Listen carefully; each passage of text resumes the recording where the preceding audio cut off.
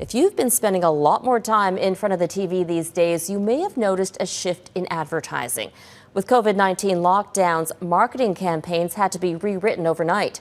Here's Mike Drolet now on the struggle to get the message right.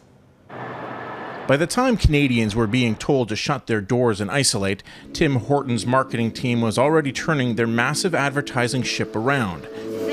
Everything that had been planned was now out the window. Our drive-thrus are here for you. Replaced by sound advice from the drive-thru.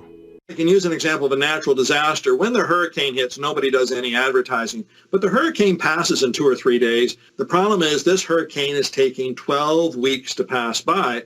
Can we just sit in a vacuum for 12 weeks? No. This buds for the blues. The one consistent message across all brands is support for frontline workers and those who've lost so much because of COVID-19. This buds for the home team. But what's really interesting is the number of companies that are putting out ads merely to keep their brands active. You wouldn't know this was an Uber ad until the end, when the company gives thanks for people not calling them. A similar sentiment we found from car manufacturers whose business has dried up, urging customers to stay home. But then you have all those ads companies have scrambled to pull. KFC has been using its finger-licking good slogan since the 1950s. But in 2020, licking your fingers is a big no-no. And who would have predicted so many people would be working from home?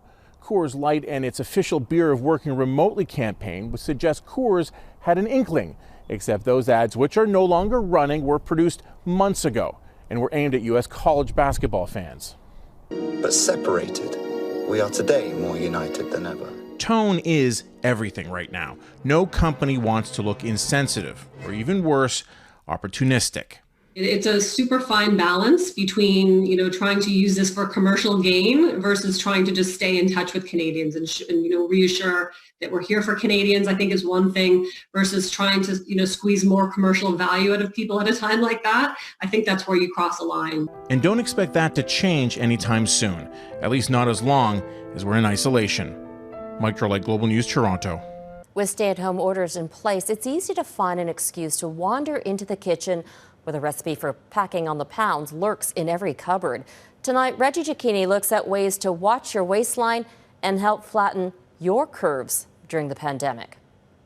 Sweet potatoes? Yeah. Isolation and quarantine have now become a new normal for most of the world. And while practicing social distancing is now helping to slow the spread, the more time we spend indoors leads to more time spent in front of open doors. We likely will be snacking more often when we are working from home. That's just because we have easier access to our kitchen and pantry. As more homes double as offices, practicing social distancing from the fridge has become food for thought. And dietitians say remembering your old routines can help put off the dreaded quarantine-19. Follow a schedule as if you're going to the actual office, meaning that you would dress up for work, scheduling breaks in between your workday.